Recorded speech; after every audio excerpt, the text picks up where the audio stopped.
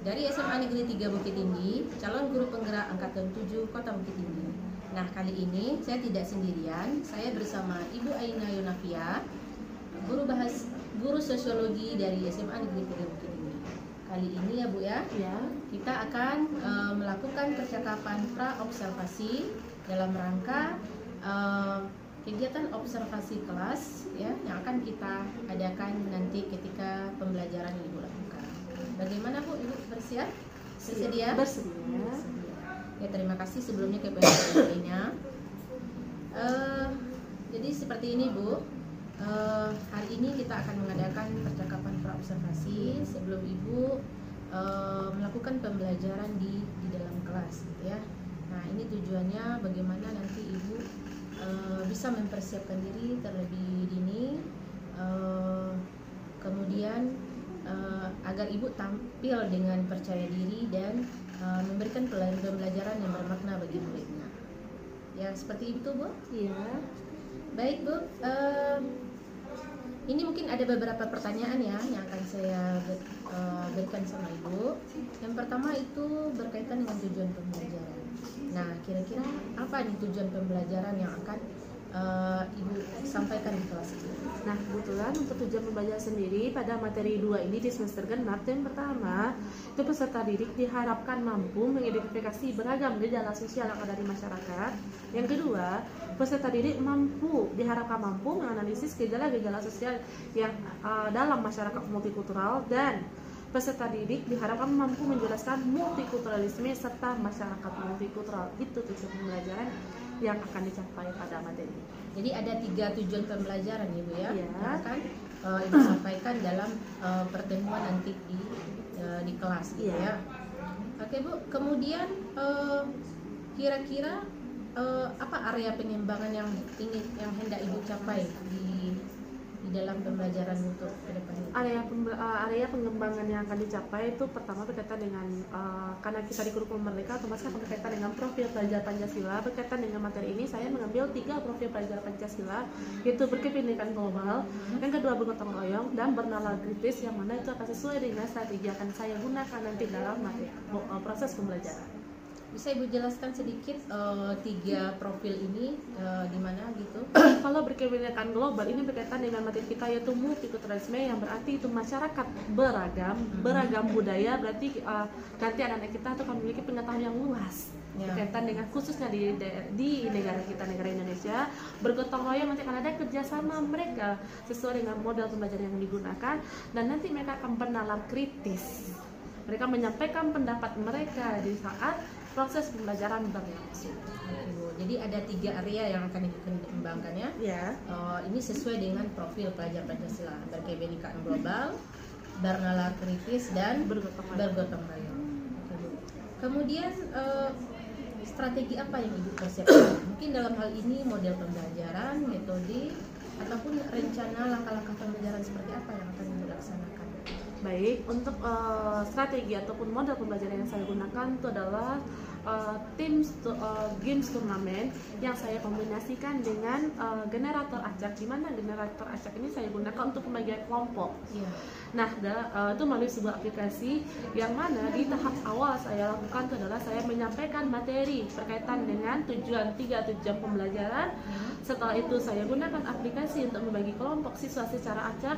Setelah itu saya sampaikan ke siswa, inilah model pembelajaran yang akan kita gunakan. Kemudian setelah itu siswa duduk sesuai dengan kelompoknya, dan setelah itu saya sampaikan langkah-langkah dalam pembelajarannya. Setelah itu siswa maju ke depan kelas, siswa laksanakan langkah-langkah dalam pembelajaran TGT tadi, kurang lebih seperti itu. Jadi di sini Ibu lebih mempersiapkan ya model pembelajaran ini bagaimana mengaktifkan murid ya. Jadi bagaimana siswa atau murid terlibat aktif dalam pembelajaran.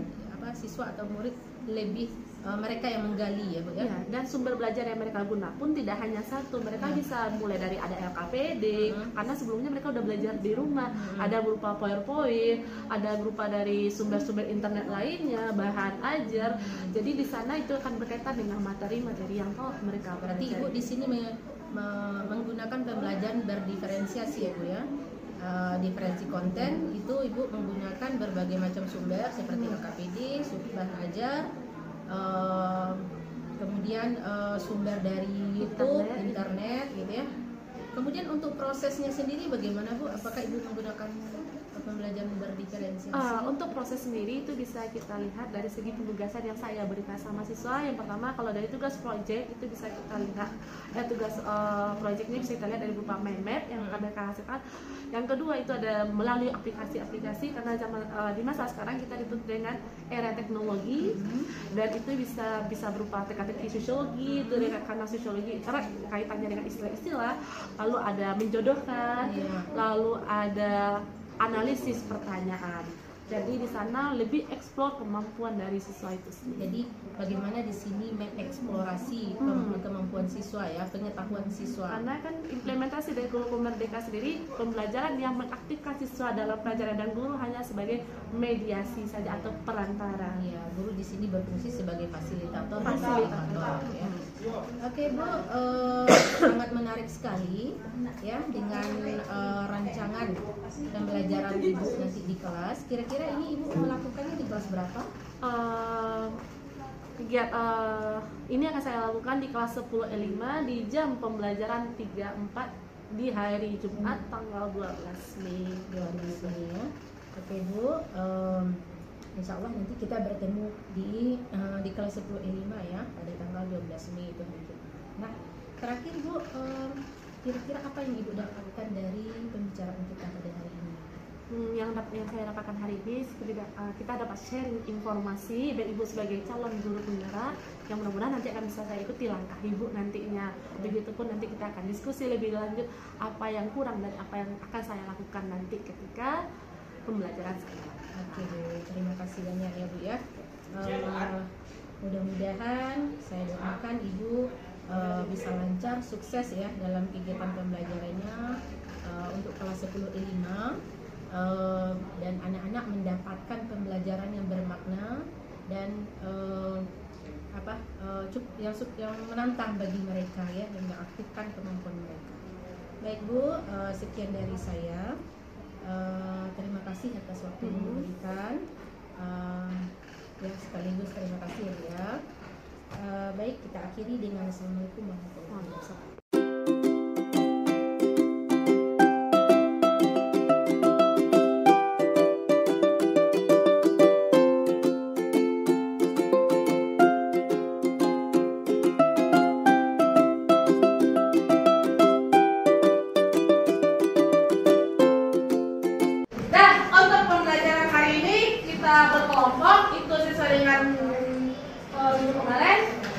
Jadi yang pertama nanti akan ditampilkan kartu soal di sini dengan jawabannya. Jadi kamu menulis di jawaban di tempat kolom jawaban. Nah, jadi nanti kelompok 1 di sebelah sini, kelompok 2, 3, dan 4. Jadi nanti dari kelompok 1 siapa yang akan maju? Secara acak saja. Kelompok 2 siapa, kelompok 3 siapa, kelompok 4 siapa. Jadi soal yang ada nanti dalam kartu 1 berupa 5 bentuk soal dengan jumlah soal 10. Ada pilihan ganda biasa, pilihan ganda kompleks, menjodohkan, benar salah, dan isian. Kamu yang maju pertama hanya menjawab soal nomor 1 sesuai dengan begitu seterusnya. Nah, nanti apabila Dimas misalnya maju, dia tidak bisa menjawab. Kembali dia kelompok, ketika Dimas sudah sampai di kelompok, baru penghitungan waktu dimulai 10 detik. Berarti Dimas sebelum ke kelompok, Dimas mesti menghafal apa soalnya dulu. Ini soalnya. Nah, di sini siapa yang bisa jadi timer? Yang bisa jadi timer? Dua orang. Jadi kadang evaluasi dari Ibu yang kemarin di 3 kelas sebelumnya. Jadi bisa jadi ada 2 orang yang langsung bertanya ke kelompok, siapa di sini yang bisa jadi timer? Fauzan Azwa 1. Satu lagi siapa? Raffi Solo Gadang. Nah, berarti selain dari Raffi dan Fauzan itu tidak boleh bersuara. Apabila selain dari itu bersuara, maka ada pengurangan 10 poin.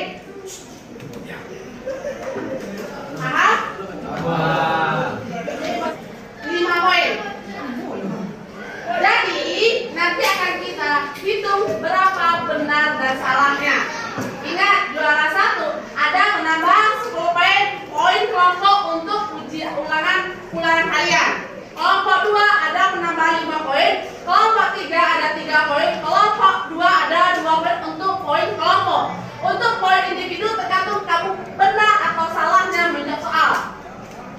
Paham? Ada pertanyaan? Kita belajar secara spontan. Dan kelompok 1 itu Adil, Nasya, Pramesya, Ahmad, Hani, Indah, Sasa, dan Alfarid. Ingat, kelompok 2 Dimas, Fauzan, Duha, Shefa, Azhara, Alia, Zaki, Nadia. Kelompok 3 Harfiola, Dia, Haikal, Syawaluna, Rizky, Fausan, Rafi, Mufidah.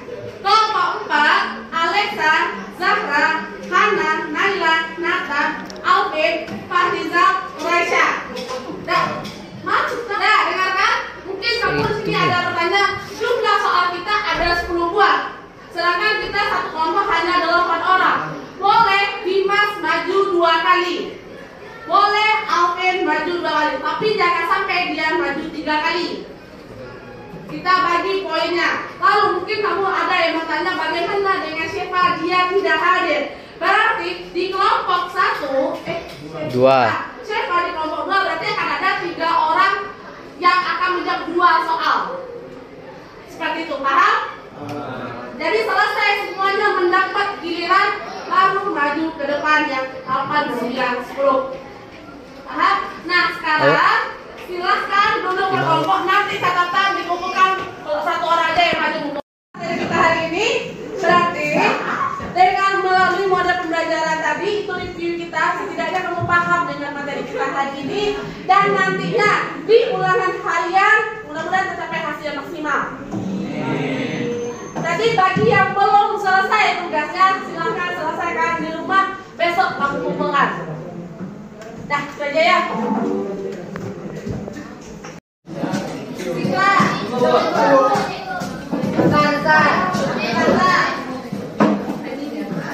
Nah, silakan bawa pena kamu, maju. Bawa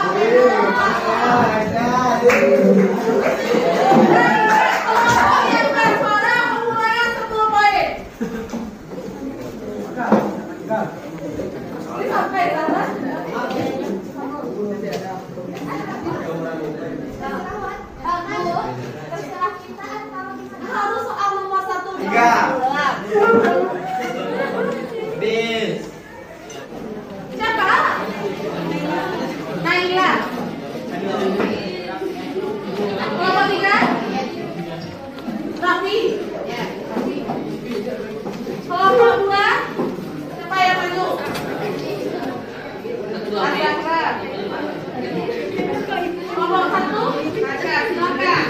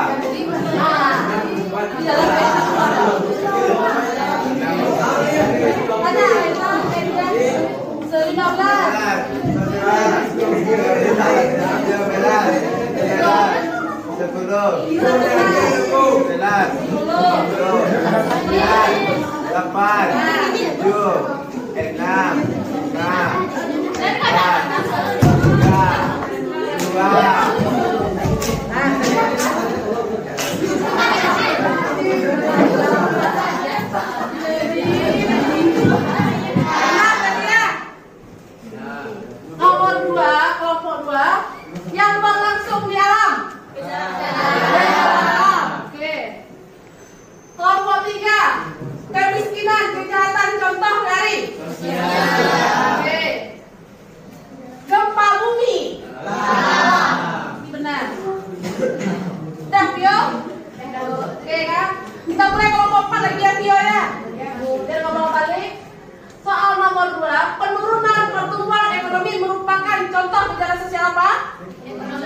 Ekonomi berarti 5. Kelompok 3, ketidakdisiplinan pengendara motor. 5. Kelompok 2, pelaksanaan upacara ngaben.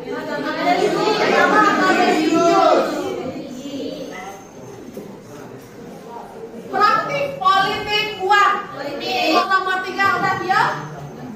Soal nomor 3 yang merupakan karakteristik gejala sosial. Sangat kompleks, iya atau tidak? Ya. Benar. Beraneka ragam. Ya. Berarti 5. Kalau yang bersifat abstrak nggak selalu berkembang? Tidak. Ciri struktur sosial.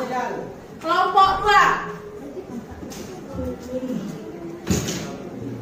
Dasar stratifikasi sosial. Kekayaan, pendapatan, kekuasaan, pendidikan. 5. Ciri struktur sosial bersifat dinamis. Ya, sulit diprediksi. Kurang objektif. Berarti 4 poin kamu salah 1. Ya kan gejala sosial kan? Ciri-ciri diferensiasi sosial. Ciri fisik iya atau tidak? Ya. Siswa.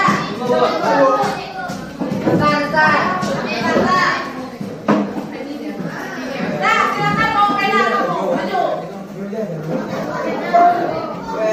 Bawa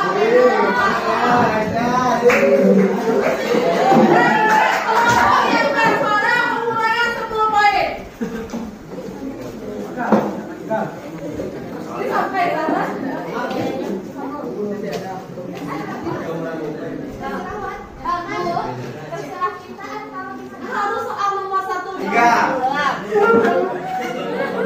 Bis. Siapa? Naila. Nomor 3. Raffi. Nomor 2. Siapa yang maju? Asakra. Nomor 1. Aja, silakan.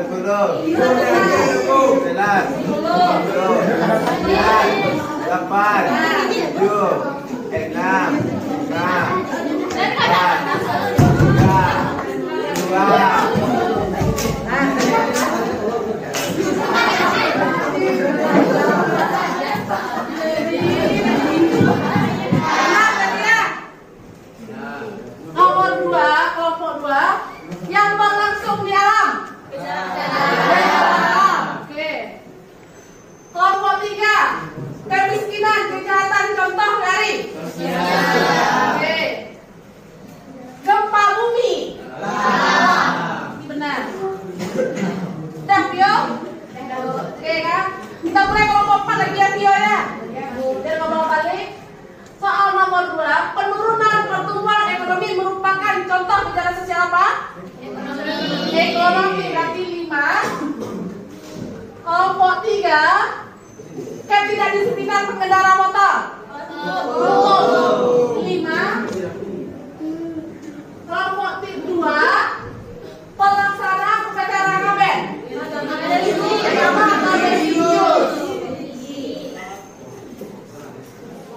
Praktik politik uang. Soal nomor 3 udah diam.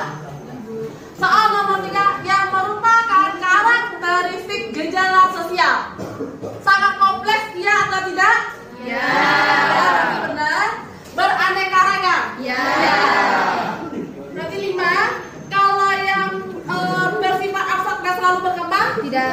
Ciri struktur sosial. Kelompok 2. Dasar stratifikasi sosial. Kekayaan, pendapatan, kekuasaan, pendidikan. 5. Ciri struktur sosial bersifat dinamis. Ya, sulit diprediksi. Kurang objektif. Tidak. Berarti 4 poin kamu salah 1.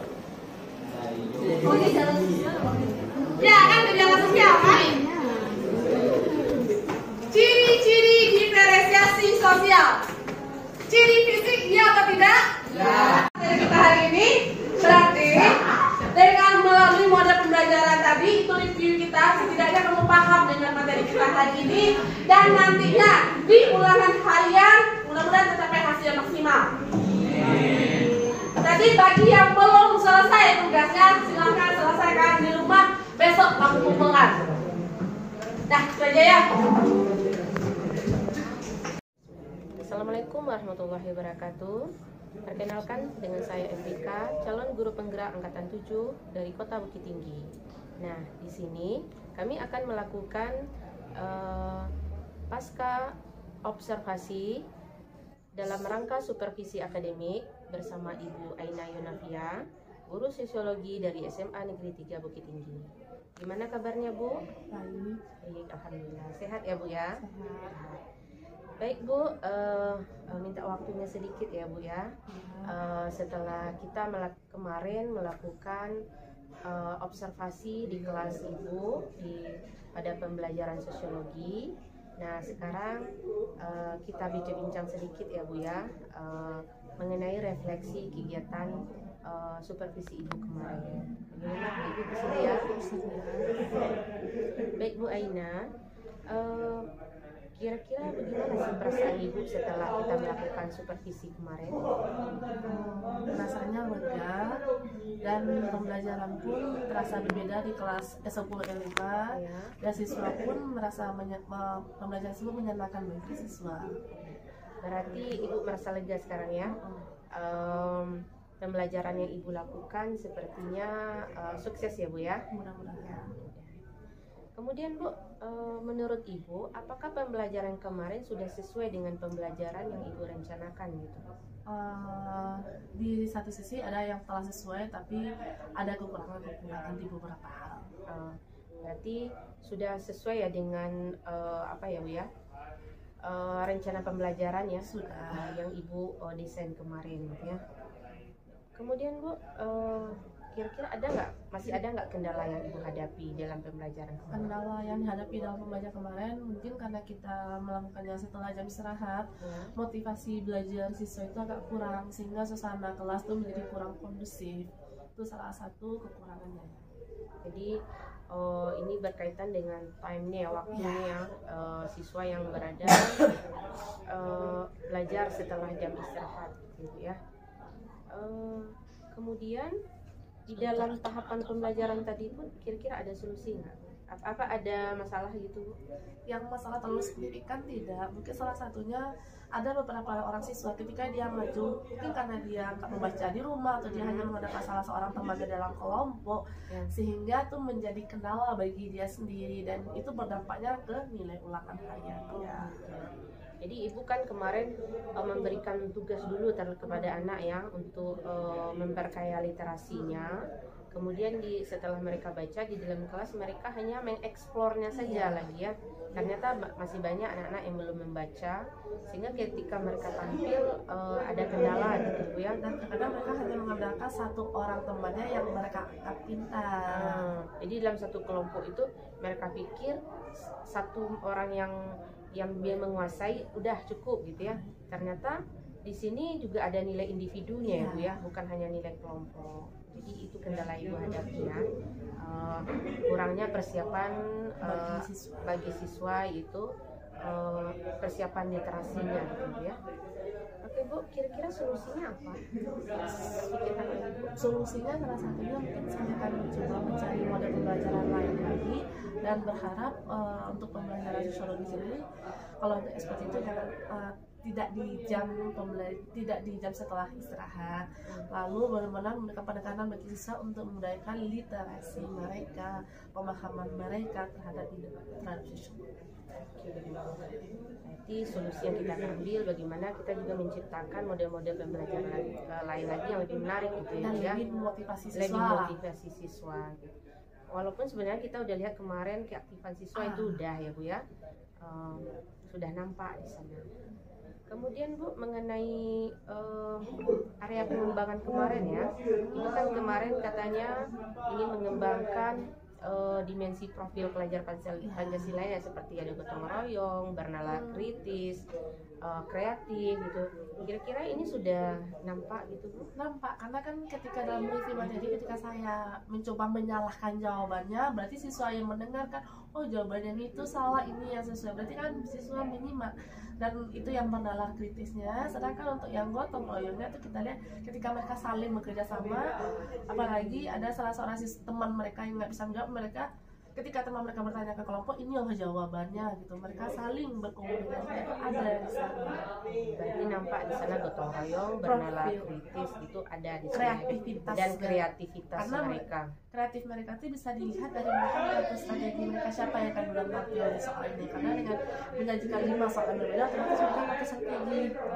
Jadi ada kreatifnya ya, kreatif kan bagaimana mengatur strategi gitu ya. Kemudian Bu, setelah kita Ibu melakukan supervisi kemarin, observasi ya yang saya lakukan, kira-kira apa rencana tindak lanjut ke depannya lagi? Rencana tindak lanjut untuk ke depan mungkin saya lebih menggali apa yang ada dalam diri saya tentang belajar, dan satu sisi saya pengen dalam belajar itu karena kita zaman digital atau era teknologi sekarang, pembelajaran diiringi dengan teknologi atau berbasis IT, dan pembelajaran lebih supaya siswa jauh lebih semangat dalam proses pembelajaran.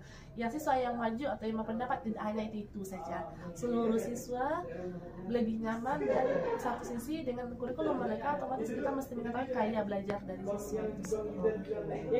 Mantap ya Bu ya.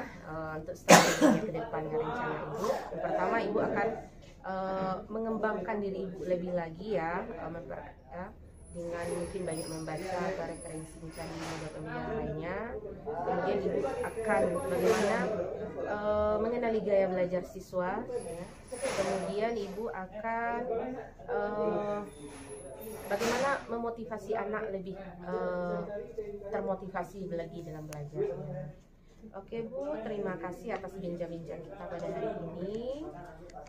Saya doakan semoga Ibu semakin sukses untuk kedepannya dalam melakukan pembelajaran, dan terima kasih atas waktunya Ibu ya. Baik, kita tutup dengan assalamualaikum warahmatullahi wabarakatuh.